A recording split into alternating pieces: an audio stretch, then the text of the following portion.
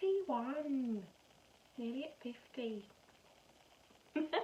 My name is Laura and welcome to my knit night. This is where I come to chat about everything yarny that has gone on in my week to keep me sane, because otherwise I don't speak to anyone in person about it throughout the week. I am coming to you from Lowestoft in the UK. It's the most easterly point of England, and I live here with my husband and our 2-year-old daughter. It is Sunday the 26th of May, and you can find me obviously here on YouTube and on Instagram as The Lonely Knitter and on Ravelry as The Lonely Knitter 2. I am not very active on Ravelry. I do go there, I do check things. I'm not massively active, but Instagram is the place to get me if you ever want to get in touch or talk about anything. Yeah, my brain is all of a fuzz because here it is 10 o'clock. Normally I am hoping to record for like 8:30, 9 o'clock at night, but there's been some major Instagram things going on, so I'm quite late to the party today. So, little bits of admin. First of all, if you are a returning viewer, thank you so much, you absolute gem, for coming back. And if you're a new viewer, hello, thanks for having a go. If it's not your bag, there's plenty more out there, so sorry and I'll see you later. If it is, come on in. Thank you so much to everyone that has subscribed recently. We're over 450 subscribers on YouTube now, and every time someone joins my little club of friends, I feel a little less lonely. I am someone that has always struggled with mental health, struggled with feeling alone and not very included, and this podcast has brought me so much. I don't have a local knit group that I go to. I don't have any friends that knit, and well, I do have a lot of online friends now, but not a lot of friends that live around here that knit and that I speak to a lot in person. So this is where I come for my yarny community, and it is a community that has welcomed me in, and I have made so many amazing friends. You know who you are.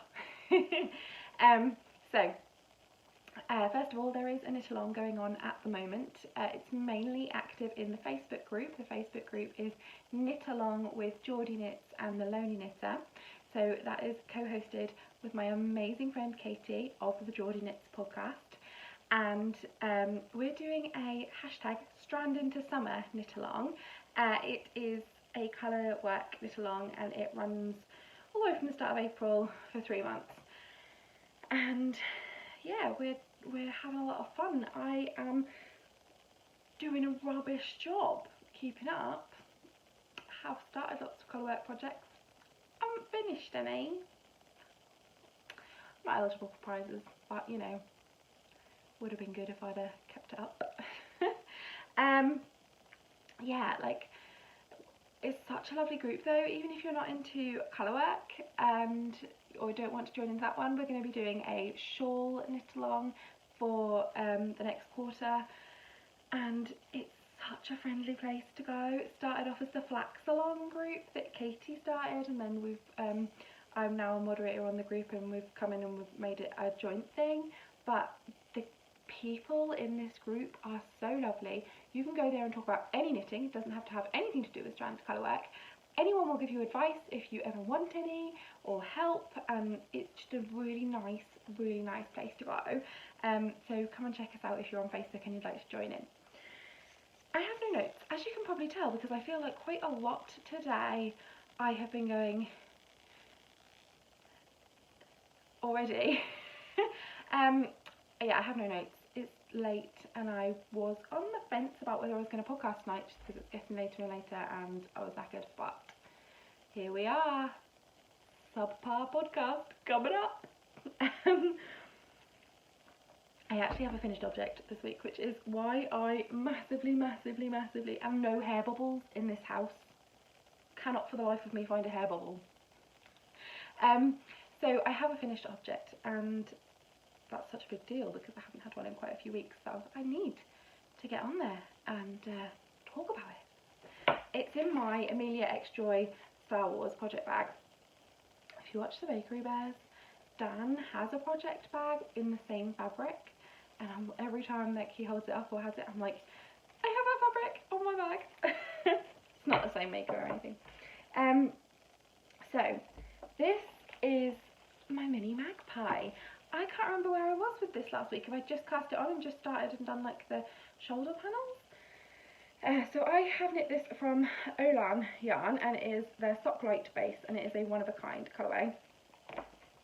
I have a lot of yarn left over. I have not weighed it, sorry, bad podcaster. I haven't weighed it, so I don't know how much is left, but there will definitely be some to go into the advent calendars. If you've been watching for a while, I am swapping some yarn advent calendars with a few friends, and I'm going to make some up myself, and we're going to swap, so all sock yarn and fingering weight leftovers throughout the year are going to be saved up for that. Anyway, so remember, if you've watched this podcast before, if I say something is finished, it's finished. If the knitting is done, doesn't have to be blocked, buttons do not have to be added. If the knitting is done, it counts. My podcast, my rules. So here is the mini Magpie. It is not blocked and it doesn't have buttons on it yet. But this is the small version, the child's version of the Magpie Tendency, which is a pattern by Melissa, Skeinanigans fame. So Melissa, who is Skeinanigans online, she created the northeasterly blanket that everyone knows about, and she has also made the Magpie Tendency, which is a cropped fingering weight garment on a very large gauge, so you can get a garment out of a very small amount of fingering weight yarn. And when she said that she was going to be doing children's sizes, I put my hand up in the air and waved around for testing. So this needs a button because there is an opening here for the head, because children's heads are quite often not in proportion like an adult's head is. So we need a big head hole to go through, but we don't want then for it to fall off their shoulders. So I need to apply the buttons to the shoulder here and block it out, and then Ellie can wear it. She has already been wearing it. Obviously it doesn't look quite right on her because the buttons aren't in place yet, but it is such a neat little knit and she loves it, and she was going, a purple jumper, am I purple jumper, to me, and I was like, yeah, I'll get you a button. I need to go to the shop and get you a button that'll fit in here, don't worry. And then the next day, a purple jumper, am I purple jumper? She is too. She does talk like that. And so she isn't forgetting about it. I need to sort this out quickly, and then I can block it and take pictures and send them to Melissa, because I love it so much. So yeah, and the yarn is amazing. I've knit with Olann before.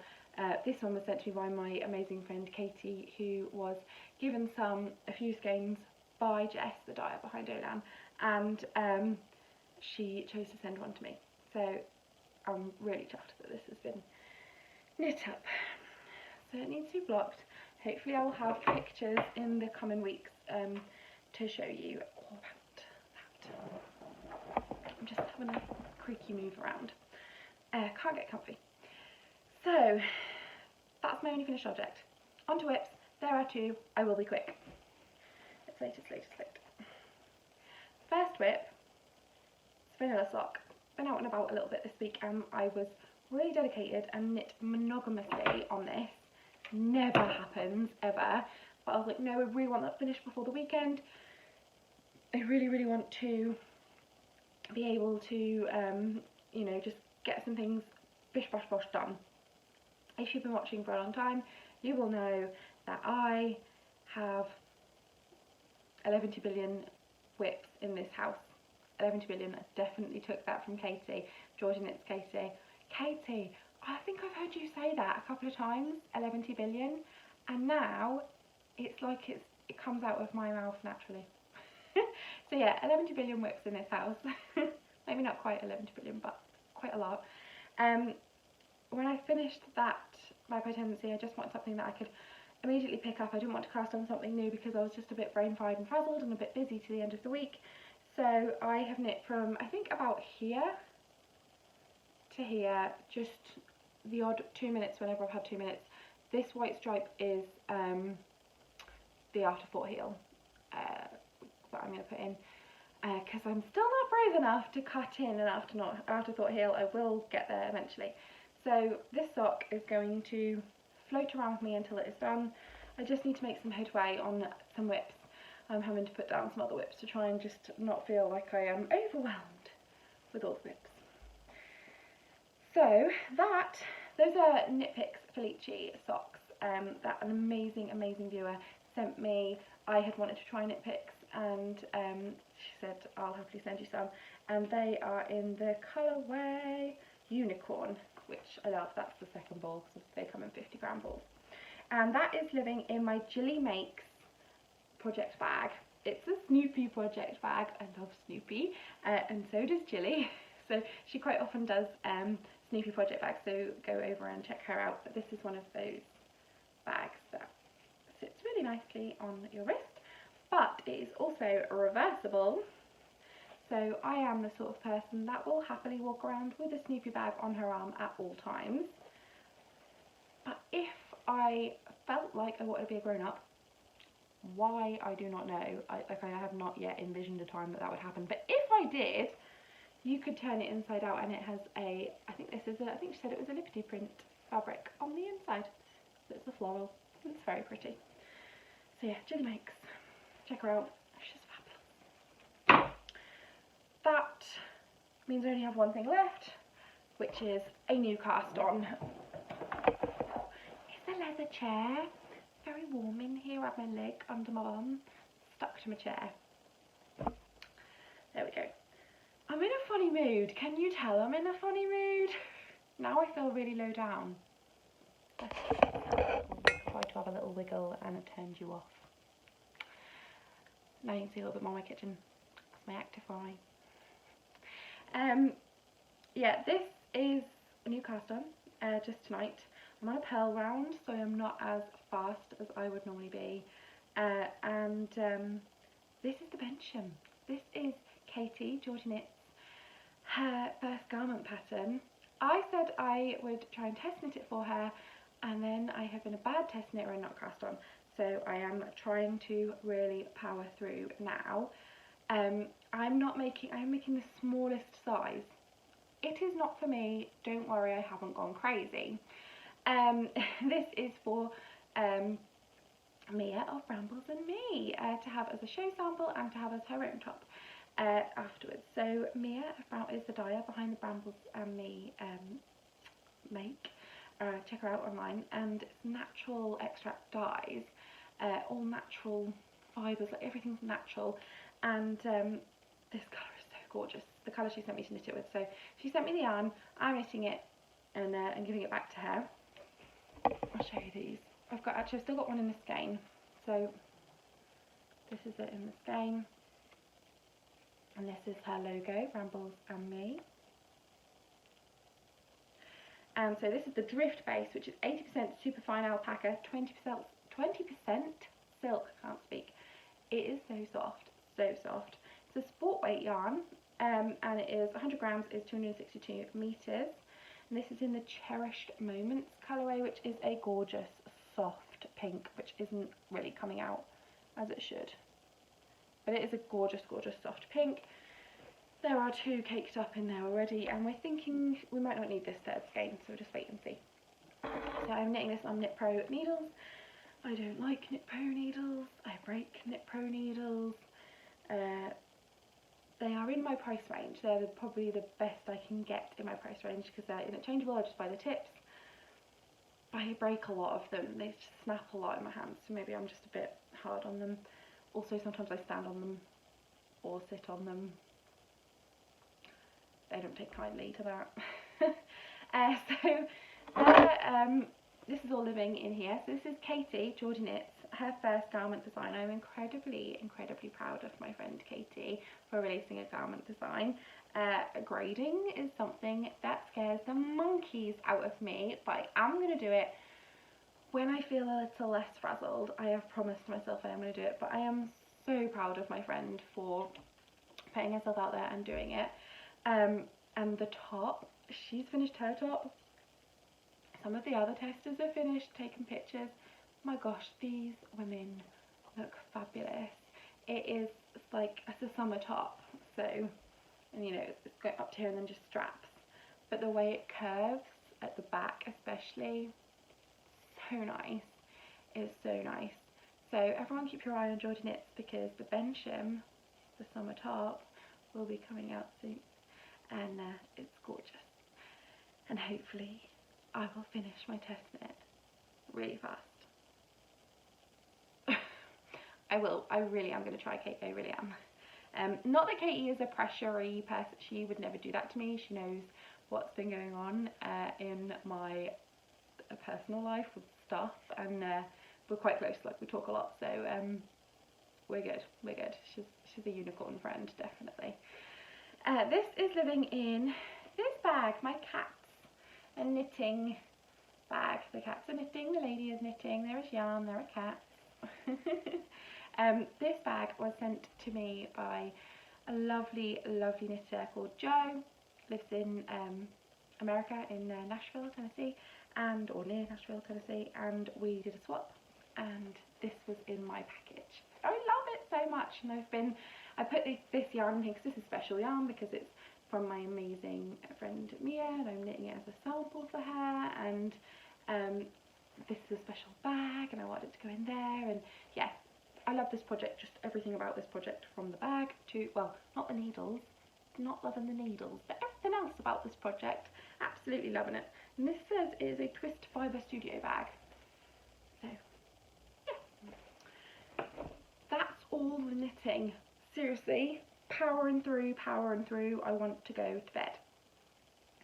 That's all the knitting. Sorry for the wobbles. Keep forgetting how close I am to the table. Week update. Oh, no stash enhancements because I have been a good girl.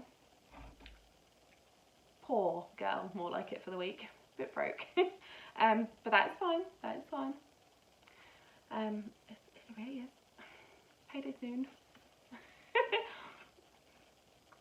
Yeah, so I haven't spent any money on yarn this week. Round of applause, please. And not that I wouldn't, if I had the cash, I'd be handing it out, getting in the yarn. It just hasn't happened. But I have had a lovely week with my kid, so I will have a little jibber jabber. So this week actually hasn't been that busy. I don't know where it's gone. I have been exhausted every day. I feel like it's been really busy, but it hasn't. So Monday I worked late, Tuesday I worked late. That happens every 4 weeks. I do 2 late shifts, so I work until 10:30 at night. And we had a lovely Easter egg hunt on the Monday morning with our friends. I say Easter egg hunt, we aren't religious. We do a chicken hunt my mum does a chicken hunt for Ellie, where she finds eggs, which Ellie actually, you know, as a 2 and a bit year old, understands a lot more than if I'm trying to explain Easter and how Easter is, even though, like, everything that Easter is significant for religiously, when we don't do religious significance in our house. We're not religious, but I like the idea that hopefully we will teach her a broad spectrum of the world and religion, and because obviously I want her to be respectful when she grows up with other people. But yeah, she was telling everyone this week, I done a chicken hunt, chocolate. That was her understanding of it. And then I worked late Monday, worked late Tuesday, and then Wednesday we went to our local wildlife park, Africa Alive, with our friends, and we have a season pass there. And then chilled out in the afternoon in the house. Well, got back. No, we went out in the afternoon, went to the shops, but had a bit of a afternoon, but we went out in the morning. And then Thursday was her swimming lesson, and If anyone remembers, to a good few weeks back now, when there was a swimming lesson that ended in me crying in the changing rooms because she was going through a particularly rough patch.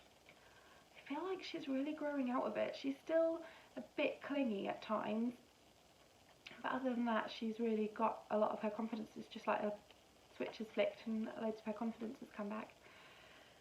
Friday, we went into town and then we spent some time with my sister-in-law and my little girl's cousin. And yeah, then the week was done. And I was like, wow, where did that week go?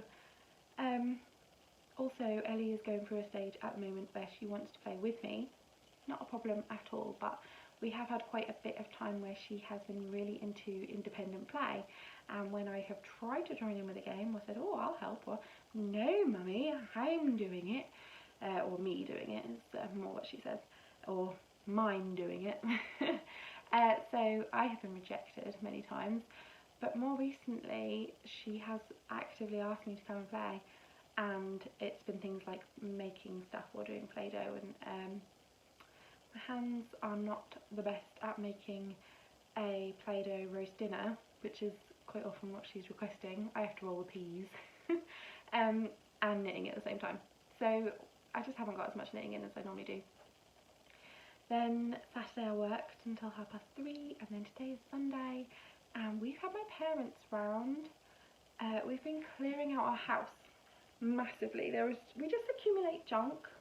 I'm really bad for that, and so they did a massive tip run with all the, like, we've got cardboard, like when you get a kid, like Christmas, the amount of stuff that came into our house was epic, and the amount of cardboard that it was, I cannot explain it, I can't even. And we've been storing a lot of it in our garage because we don't have space in our blue bin every week. So my dad came around and he's got a trailer, and we piled all of these things. There's a rocking chair that is broken, loads of stuff, piled everything into this trailer. I mean, loads of stuff. And it all went to the recycling centre, so they took it all to the recycling centre earlier. So there's now loads more space. Me and my mum and Ellie stayed in the back garden and built a big outside storage thing that we've been gifted as one of our wedding presents.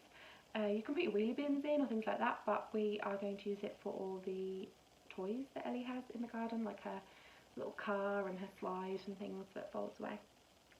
So with that, it's a bit boring really. Watch other podcasts. These podcasters have well exciting lives. Katie's in Mallorca. I'm in Suffolk in my house, building a storage container in my garden. Ooh, carpet saga. If you've been watching, you may have heard tell of the Smelly carpet. My house is still a smelly house because of my smelly carpet. It is better. Pulled up the carpet. I don't know where we were last week on this.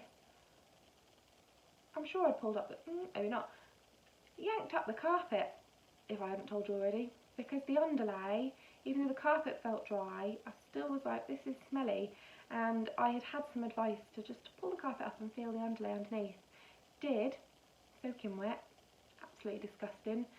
So I've yanked all my carpet, moved all the furniture across. There's no furniture on that side of the room. Yanked my carpet up, got the dehumidifier going like a crazy thing, trying to drag all the water out. And then my brother-in-law came round, and he works for the company that builds these houses. Like, this is a 2-year-old house. He works on these houses all the time. Ripped all our skirting board off on that side of the wall because he's like, that's MDF and it's not been glossed on the wall side, just on the outside side, and the water will soak into it and it'll go mouldy. Let's rip it off. And he's like, we can get you some more and I'll put it back on for you, don't worry. So now there's no skirting board on there either. Feels like it's definitely getting worse. Like, I had a smelly carpet 2 weeks ago. Now I've got bare concrete floor and a ripped off skirting board in my living room. It is stressing me out. It definitely smells less, but the smelly carpet is still there, so I'm waiting for the improvement, I'm not going to lie. It definitely does smell less. I have a lot of bicarbonate of soda. As soon as this underlay is fully completely dry and I know it's dry, then I will bicarb that, then we'll put new skirting boards on, paint all of that, and then put the carpet back down, bicarb it again, and you never know, maybe I won't have to replace my carpet in my living room. Fingers crossed, eh? So, like, honestly, if you've got through this, I don't understand how, because I don't think I would have done, because it was about 5 minutes of knitting, and then, well, here's what my boring week's been like. Let's talk about my smelly carpets. It's all a bit depressing. It's all a bit boring, that's what it is, it's a bit boring. The last thing I am going to talk about is last week, obviously, I spent a good half of the podcast talking about Woolness Festival, talking about diversity and inclusivity in our community. A lot of you will know this chat has been going on since January. I am going to mention it again this week, only because I had a lot of responses from last week. I had a lot of messages on Instagram, and I have been putting more in my Instagram stories. Anything that I have put in about Woolness, I have saved in a highlight under my, on my actual page, so you can go back there and see them.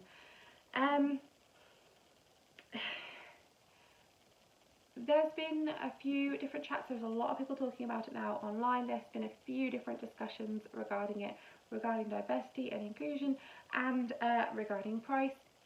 There was a lot of chat about the fact that this show is meant to be representing this area in, the northeast of England. It is not my area, but there are a lot of people who are local to the show who feel very strongly about it, who are talking about it online. And one of the things that they've been bringing up quite a lot is the price of the classes and the tickets to get in. Those prices are pretty standard. If you look at any other wool show going on, that is pretty average, across the board. There are shows that cost more, quite a bit more in certain respects. They're not saying that these people's time, effort, everything isn't worth that much. What they're saying is that this show, in particular the organisers of this Woolness show in Newcastle, have been going on and on about representing their local area to the point where they have highlighted the N and the E in Woolness, and they are talking about a lot about being representative of their local area. But there are areas, but their local area has sections that are incredibly poor, that and on the poverty line, and can't afford to go to shows and things like this. But they're also marketing it as a mental health awareness event. They are a business. They have said out and out, we are a business. This is a commercial venture. We need to make money. No one has an issue with that. But that's been said very recently, and up until this point it has been very much, we're representing our area, and it's a mindfulness and a mental health awareness event. So a lot of the local people are speaking up to say they don't feel it represents them. They can't afford to go. They know people that can't afford to go. There is nothing there that local people could be involved in that isn't going to cost them money. On that front, everyone who is having that discussion is saying, we know it's a business. I have had a little insight into a wool show and what it takes to, the cost to put into hiring your teachers. You have to pay them a wage. You might have to pay their travel to come over. You might have to put them up in a hotel. You might have to feed them. You might all these things, and then the price of the tickets is not going to outweigh that. We're not saying that at all. What they are saying is it's the representation, the constant saying we're representing our area, and there's a lot of people that feel they aren't. And when that was brought to the attention of one of the organisers, they thought it was funny. They said they thought it was delightful. The live that one of the other women had done and talked about this issue of people not being included. So it's very hard. It is all incredibly hard to talk about, because nobody wants to be accused of being a bully. Nobody wants to be accused of trying to tear someone down. And this is something that I've said right from the very beginning, is that I love that so many people in this community are people that raise each other up, that boost each other. And those people that do tear down others because they see them as a threat to their success, I'm not really interested in having those people in my life and in my circle and in my community. It's not necessary. None of this has been done with the intention of tearing anyone down or ruining anyone's fun. This has all been done in the forefront of everyone's mind, is the fact that as a community we are all asking for better. We are all asking for everyone to do their best to be inclusive, to prove that, to do the work and make the fact that we live in a racist society, make it more bearable for the BAME, BIPOC, people of colour, that they deserve just as much a role as everybody else. We need to redress the balance. I don't want to go over what I said last week, because it's up, it's there. If everyone wants to see it, they can. Have added more to my stories this week. It's not going to go away. Our community has changed, especially since the beginning of the year, but there are shows, there are people, there are individuals and groups that have been doing this work for a lot longer than just the beginning of this year. Me, myself, no, I was blinkered and totally not realising anything until the beginning of this year, and it makes me ashamed.